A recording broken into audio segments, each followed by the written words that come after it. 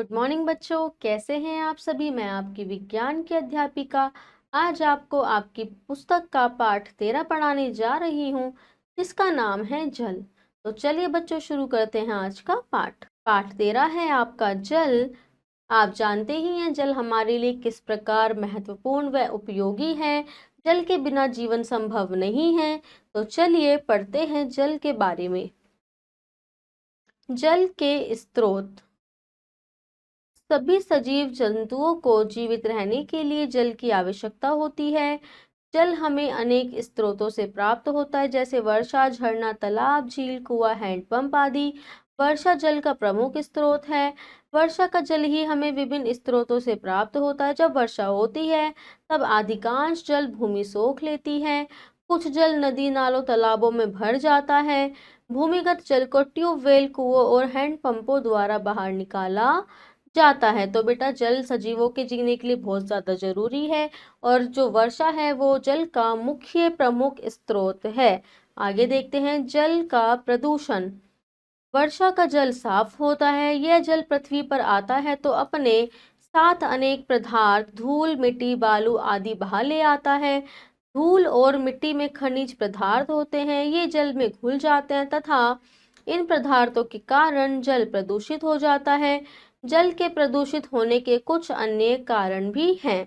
तो बेटा जो वर्षा का जल होता है वह साफ जल होता है, लेकिन धीरे धीरे पृथ्वी पर आते आते वह वायुमंडल के विभिन्न परतों से गुजरता है, जिसके कारण उसमें बहुत सारे धूल, मिट्टी और के कण पाए जाते हैं और वह जल प्रदूषित हो जाता है। आगे चलते हैं। तो जल के प्रदूषित होने के कुछ अन्य कारण हैं तालाबों और पोखरों के ठहरे हुए जल में कपड़े धोने, स्नान करने और पशुओं को नहलाने से जल प्रदूषित होता है। कूड़ा करकट, मृत प्राणी और कारखानों से निकले व्यर्थ पदार्थों के जल में मिलने से जल प्रदूषित हो जाता है। आगे चलते हैं बेटा। साफ जल। तो हमें सदैव साफ जल का ही प्रयोग करना चाहिए। अगर जल गंदा हो गया तो उसे साफ कर लेना चाहिए। गंदे जल को विधियों द्वारा साफ करके पीने योग्य बनाया जा सकता है। तो बेटा हमें हमेशा साफ जल ही पीना चाहिए। अगर वह साफ नहीं है तो कुछ विधियों के द्वारा इसे साफ कर कर ही पीना चाहिए। तो चलिए वे कौन कौन सी विधियां हैं जानते हैं उनके बारे में।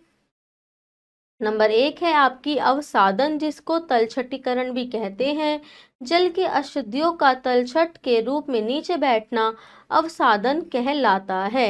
नंबर 2 निथारना। अवसादन विधि द्वारा साफ किए हुए जल को इकट्ठा करने की विधि को निथारना कहते हैं। निस्पंदन या छानना। इस विधि का प्रयोग अधिकतर घरों में किया जाता है। किसी बारीक कपड़े या छलनी से जल को छानना निस्पंदन कहलाता है। तो बेटा अवसादन, निथारना तथा निस्पंदन, इन तीनों विधियों के द्वारा जल को साफ करके पीने योग्य बनाया जा सकता है। आगे चलते हैं। पेयजल, यानी कि जो जल पिया जाता है, पीने योग्य जल। भूमि की गहराई से प्राप्त जल पीने योग्य होता है। वर्षा का जल मिट्टी में छनकर छिद्रमय परतों द्वारा होता हुआ एक छिद्र रहित परत तक पहुंचकर इकट्ठा होता रहता है।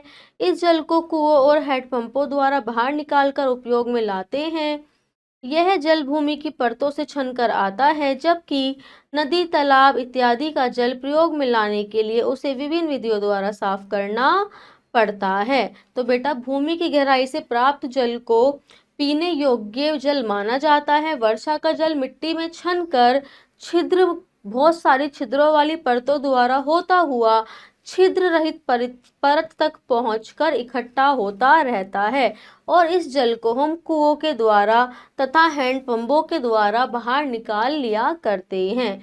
आगे चलते हैं। हमने इस पाठ में क्या सीखा। तो बेटा हमने सीखा जल को अवसादन, निथारना और निस्पंदन विधियों द्वारा शुद्ध किया जा सकता है। सभी सजीव वस्तुओं के लिए जल आवश्यक है। जल का मुख्य स्रोत वर्षा है। भूमि में गहराई से प्राप्त जल पीने योग्य होता है। कूड़ा करकट डालने, कपड़े धोने और पशुओं को नहलाने से जल प्रदूषित हो जाता है। हमें जल झीलों, तालाबों, नदियों व समुद्र से मिलता है। जल की अशुद्धियों को तलछट के रूप में नीचे बैठना अवसादन कहलाता है। तो चलिए बच्चों, शुरू करते हैं इस पाठ का अभ्यास। आइए देखते हैं प्रश्न का।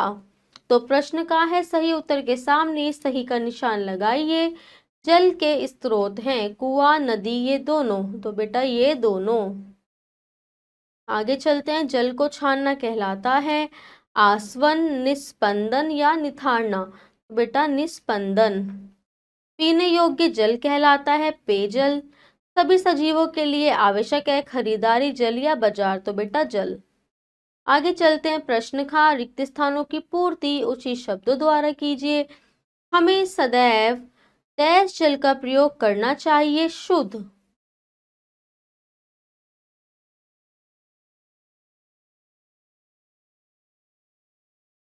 आगे देखते हैं, जल का प्रमुख स्रोत वर्षा है।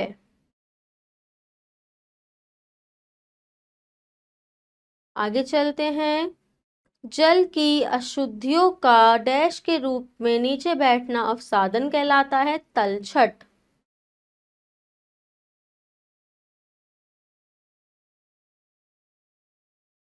नंबर 4, भूमि की डैश से प्राप्त जल पीने योग्य होता है, गहराई।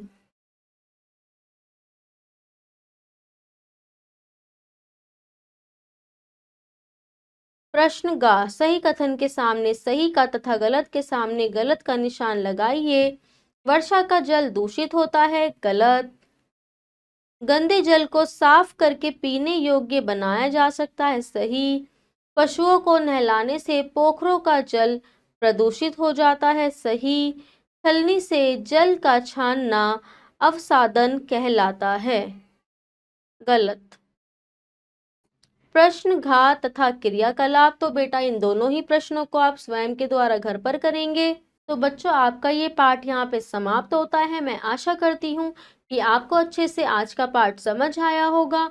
तो मिलते हैं अपनी अगली वीडियो में। तब तक के लिए आप खुश रहिए, स्वस्थ रहिए और पढ़ते रहिए। धन्यवाद।